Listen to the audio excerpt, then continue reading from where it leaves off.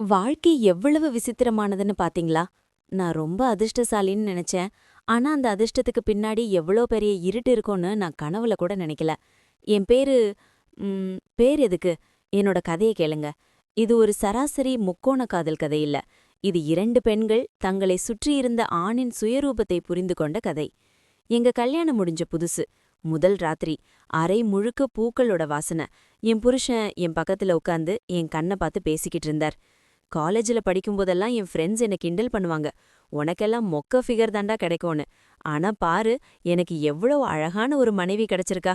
I am so lucky அப்படின்னு உருகி உருகி பேசினார். எனக்கு வெக்கம் தாங்கல. சும்மா ஐஸ் வைக்காதீங்கன்னு சொன்னேன். ஆனா அவர் விடுறதா இல்ல. அழகுக்காக மட்டும் சொல்லலடி, நீ ரொம்ப நல்ல பொண்ணு. நீ தான் எனக்கு கிடைச்ச கிஃப்ட்னு சொன்னார். ஒரு பெண்ணுக்கு இதை விட என்ன வேணும்? என் புருஷன் என்ன தலையில தூக்கி வச்சு கொண்டாடுறாருன்னு நினைச்சு பூரிச்சு போனேன். அன்னிக்கு ராத்திரி நாங்க 2 பேரும் ரொம்ப நெருக்கமா காதலோட இருந்தோம். உனக்காக நான் எதையும் செய்வேன்னு அவர் சொன்னப்போ நான் வானத்துல மிதக்கிற மாதிரி உணர்ந்தேன். விடிஞ்சது. அந்த சந்தோஷம் சூரியன் வந்ததும் பனித்துளி மாதிரி மறைய ஆரம்பிச்சது. காலையில டைனிங் டேபிள்ல அவர் சாப்பிட்டுக்கிட்டு இருந்தார்.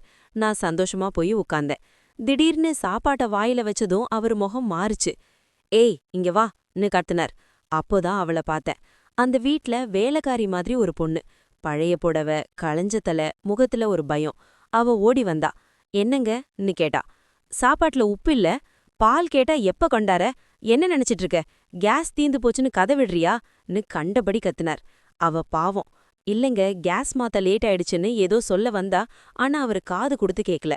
உன்னை வெளியவும் துரத்த முடியாம உள்ளேயும் வச்சுக்க முடியாம நான் படுற பாடு இருக்கே, ச்சேன்னு தட்ட தள்ளி விட்டார். எனக்கு அதிர்ச்சியா இருந்துச்சு. நேத்து ராத்திரி கவிதை பாடின மனுஷனா இவரு? அந்த பொண்ணு யாரு? ஏன் இவ்ளோ அதிகாரம் பண்றார்? என் மனசுக்குள்ள 1000 கேள்வி. அவர் ஆபீஸ் போனதுக்கப்புறம் அவகிட்ட பேசலாம்னு நினைச்சேன். ஆனா அவ ஒரு நிழல் மாதிரி அந்த வீட்டுக்குள்ள நடமாடிக்கிட்டு இருந்தா. அவள பாக்கும்போதே ஒரு பரிதாபம் வந்துச்சு. ஆனா உள்ளூர நாம இவரை கல்யாணம் பண்ணிக்கிட்டோம், இவ ஒருவேளை முதல் மனைவியா இருப்பாளோங்கிற சந்தேகம் நெருட ஆரம்பிச்சது. மதியம் ஆச்சு. எனக்கு இடுப்பு வலி. சும்மா வீட்ல தானே இருக்கோம். ஆனா ஏதோ வேலை செஞ்ச களைப்பு. அவர் மதியம் சாப்பிட வந்தப்போ எனக்கு முதுகு வலிக்குதுங்கன்னு சொன்னேன். அவரு உடனே, ஏய் இங்க வா, மேடம்க்கு தைலம் தேய்ச்சு விடுன்னு அந்த பொண்ண கூப்பிட்டார். அவ கையில தைலத்தோட வந்தா. எனக்கு சங்கடமா இருந்துச்சு. பரவாயில்லைங்க, நானே போட்டுக்கிறேன்ன. ஆனா அவரு, இல்ல இல்ல, அவ போடுவா, நீ படுன்னு சொல்லிட்டு ஆர்டர் போட்டுட்டு போயிட்டார். அவ என் முதுகுல தைலம் தேய்க்க ஆரம்பிச்சா. அவளோட கை நடுங்கிறத நான் கவனிச்சேன். மெதுவா பேச்சு கொடுத்தேன். நீங்க இவருக்கு என்ன வேணும்னு கேட்க நினைச்சேன். ஆனா வார்த்தை வரல. அவளே சொன்னா, நான் இவருக்கு முன்னாடி எல்லாம் பண்ணியிருக்கேன். எனக்கு தூக்கி வாரி போட்டுச்சு. என்ன சொல்றீங்கன்னு கேட்டேன். இல்ல மேடம், நானும் உங்கள மாதிரி தான் ஒரு காலத்துல இருந்தேன். ஆனா இப்ப வேலைக்காரி ஆயிட்டேன். நான் அவ கண்ல இருந்து கண்ணீர் வந்துச்சு. அப்போதான் புரிஞ்சுது, அவ வேற யாரும் இல்ல, அவரோட முதல் மனைவி. அவள டைவர்ஸ் கூட பண்ணாம வீட்டுக்குள்ளேயே ஒரு அடிமை மாதிரி வச்சிருக்காருன்னு தெரிஞ்சப்போ என் உடம்பு சிலிர்த்துச்சு. நீங்களும் காலேஜ்ல படிக்கும்போது என்ன மாதிரி இருந்தீங்களான்னு கேட்டேன். ஆமா மேடம், நிறைய கனவுகள் இருந்துச்சு. ஆனா எல்லாம் போச்சுன்னு சொன்னா. அவளோட வலி எனக்கு புரிய ஆரம்பிச்சது. அவ என் முதுகுல தைலம் தேய்க்கும்போது ஏதோ ஒரு இனம் புரியாத உணர்வு எங்களுக்குள்ள ஓடுச்சு. 2 பெண்களோட வலி அது. ஒருத்தி அனுபவிச்சு முடிச்ச வலி, இன்னொருத்தி இப்பதான் ஆரம்பிக்கிற வலி. அன்னிக்கு சாயங்காலம் அவ எனக்கு ட்ரெஸ் போட உதவி செஞ்சா. அப்போ திடீர்னு அவர் உள்ள வந்தார். அவள பார்த்ததும் அவருக்கு கோவம் வந்துச்சு. உனக்கு எத்தனை தடவை சொல்றது என் ரூமுக்கு வராதன்னு சொல்லி பலார்னு அவ கன்னத்துல அரைஞ்சார். அந்த சத்தம் என் இதயத்துல விழுந்த மாதிரி இருந்துச்சு. அவ அழுதுகிட்டே வெளியே ஓடினா. எனக்கு கோவம் வந்துச்சு. ஏங்க அவள அடிக்கிறீங்க? அவ எனக்கு உதவிதான் செஞ்சா. பாவங்க அவன்னு எதிர்த்து கேட்டேன். நீ அவளுக்காக ஃபீல் பண்ணாத, அவ வெறும் குப்பைன்னு அவர் சொன்னப்போ எனக்கு அவர் மேல இருந்த காதல் எல்லாம் காணாம போயிடுச்சு. ஒரு பெண்ண மதிக்க தெரியாதவன் மனுஷனே இல்ல. அவன்கிட்ட எப்படி அன்பு இருக்கும்? நான் அவளை தேடி போனேன். சோஃபான உட்காந்து அழுதுகிட்டு இருந்தா. அக்கா அழாதீங்கன்னு சொல்லி அவ பக்கத்துல உட்கார்ந்தேன். ஏன் அக்கா இப்படி பண்றாரு? நீங்க 2 பேரும் நல்லாதானே இருந்தீங்கன்னு கேட்டேன். அவ கண்ணை தொடச்சிட்டு சொன்னா. எல்லாம் ஆரம்பத்துல நல்லாதான் இருந்துச்சு. ஆனா போக போக அவருக்கு என் மேல இருந்த ஆர்வம் குறைஞ்சிருச்சு. அவருக்கு போர் அடிச்சிருச்சான். இப்போ உங்கள பார்த்தா அழகா இருக்குன்னு சொல்றாரு. இன்னும் கொஞ்ச நாள் போனா உங்களையும் என்ன மாதிரி தான் நடத்துவார். ஆண்களோட புத்தி அப்படி. அழகு இருக்கும் வரைக்கும் தான் அவங்க அன்புன்னு அவ சொன்ன ஒவ்வொரு வார்த்தையும் என் மண்டையில சம்மட்டி அடி மாதிரி விழுந்துச்சு. அவர் உங்களை எத்தனை பேர் லைக் பண்ணுவாங்கன்னு கணக்கு போடுறாரு. ஆனா நிஜமான அன்பு அது இல்லன்னு நான் அவளுக்கு ஆறுதல் சொன்னேன். நாங்க 2 பேரும் அன்னிக்கு ரொம்ப நேரம் பேசினோம். அவளோட கண்ணீர்ல என் மனசு கரைஞ்சு போச்சு. அவ மேல எனக்கு ஒரு பாசம், ஒரு ஈர்ப்பு வர ஆரம்பிச்சுது. அவளும் ஒரு பெண் தானே, அவளுக்கும் உணர்வுகள் இருக்கும் தானே. அன்னிக்கு ராத்திரி ஒரு முக்கியமான சம்பவம் நடந்துச்சு. அவரோட பாஸ் சாப்பிட வர்றதா சொன்னார். இன்னைக்கு ஸ்பெஷல் டின்னர், நீ நல்லா சமைக்கணும்னு அவகிட்ட ஆர்டர் போட்டார். நானும் அவளுக்கு உதவி செஞ்சேன். அவ சமைச்ச சாப்பாடு வாசனை வீடு முழுக்க நிறைஞ்சிருந்துச்சு. பாஸ் வந்தார், கூடவே என் புருஷன். அந்த பாஸ் கண்ணு சரியில்லை. வந்த உடனே என் மேல பார்வையை வீசாம அந்த முதல் மனைவி மேல கழுகாட்டம் பார்க்க ஆரம்பிச்சான். என் புருஷன் அதை கவனிச்சும் கவனிக்காத மாதிரி இருந்தார். இன்னும் சொல்லப்போனா ரசிச்சார்னு கூட சொல்லலாம்.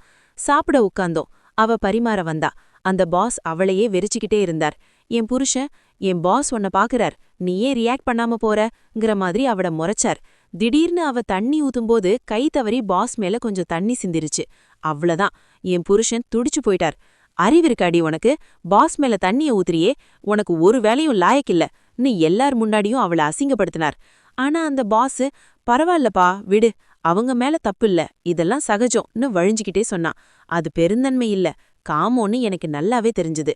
அந்த பாஸ் கை கழுவ போனா. அவளும் உதவி செய்ய கிச்சன் பக்கம் போனா.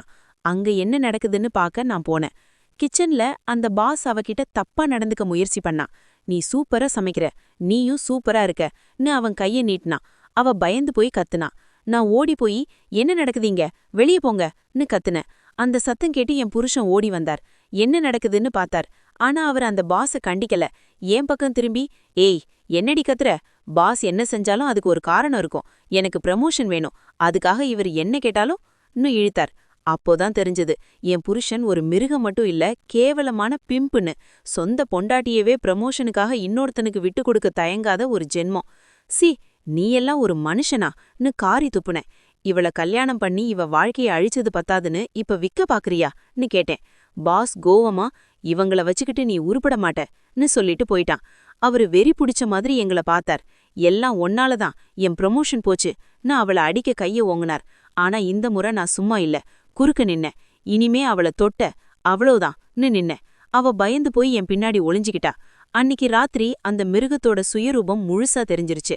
அவரு கோவத்துல கத்திட்டு ரூமுக்கு போய் படுத்துட்டார். நான் அவளை கூட்டிட்டு வேற ரூமுக்கு போனேன். அவ அழுதுகிட்டே இருந்தா. என்ன மன்னிச்சிடுங்க, என்னால உங்களுக்கு பிரச்சனைன்னு சொன்னா. நான் அவளை அணைச்சிக்கிட்டேன். இல்லடி, நீதான் எனக்கு உண்மைய காட்டின, இவ மேல காதல் வச்சது ஏன் தப்பு, ஆனா இப்ப எனக்கு புரிஞ்சிருச்சு, நமக்கு இவன் தேவையே இல்லன்னு சொன்னேன். எங்க 2 பேருக்கும் நடுவுல இருந்த அந்த தயக்கம் உடைஞ்சு போச்சு. அவளோட வலி, என்னோட ஏமாற்றம் எல்லாம் சேர்ந்து எங்கள ஒன்னா ஆக்குச்சு. அவ என் மடியில சாஞ்சிக்கிட்டா. நான் அவ தலைய வருடினேன். நாம 2 பேரும் சேர்ந்திருந்தா போதும், இந்த ஆம்பளைங்க தயவு நமக்கு வேணான்னு தோணுச்சு. திடீர்னு அவர் ரூம் கதவை தட்டிட்டு உள்ள வந்தார். குடி போத வேற. ஏய், நான் கூப்பிட்டுக்கிட்டே இருக்கேன், நீ இங்க என்ன பண்றன்னு அவளை பிடிச்சு இழுத்தார். எனக்கு நீ வேணுண்டின்னு மிருக மாதிரி நடந்துகிட்டார். நான் பொறுமை இழந்தேன். அவரை பிடிச்சு தள்ளி விட்டேன். அவர் நிலைதடு மாதிரி கீழே விழுந்தார். அவ அழுதுகிட்டே இருந்தா. அழாதன்னு சொல்லிட்டு அவளை நான் அணைச்சிக்கிட்டேன். அவளுக்கு நான் இருக்கேங்கிற தைரியத்தை கொடுத்தேன். அப்போதான் ஒரு முடிவெடுத்தோம். இனிமே இவனுக்கு அடிமையா இருக்கக்கூடாது. நம்ம சந்தோஷம் எங்க கையில தான் இருக்கு. கடைசியா நாங்க 2 பேரும் ஒருத்தர ஒருத்தர் பார்த்து சிரிச்சோம். அந்த சிரிப்புல ஒரு விடுதலை இருந்துச்சு. அந்த அறைக்குள்ள அந்த மிருகம் மயங்கி கிடக்க நாங்க 2 பேரும் புதுசா ஒரு வாழ்க்கையை தேடினோம். அவளோட ஸ்பரிசம் எனக்கு ஆறுதலா இருந்துச்சு. என்னோட அணைப்பு அவளுக்கு பாதுகாப்பா இருந்துச்சு. அந்த கதை அதோட முடியல. அதுதான் எங்களோட புது கதையோட ஆரம்பம். காதலுக்கு ஆண் பெண்ணுன்னு அவசியம் இல்ல, புரிதலும் ஆறுதலும் இருந்தா போடும்னு அன்னிக்கு நான் கத்துக்கிட்டேன். இதுதான் என் கதை. ஒரு ஆணின் அதிகாரத்திலிருந்து தப்பிச்சு சக பெண்ணின் அன்புல சரணடைஞ்ச கதை.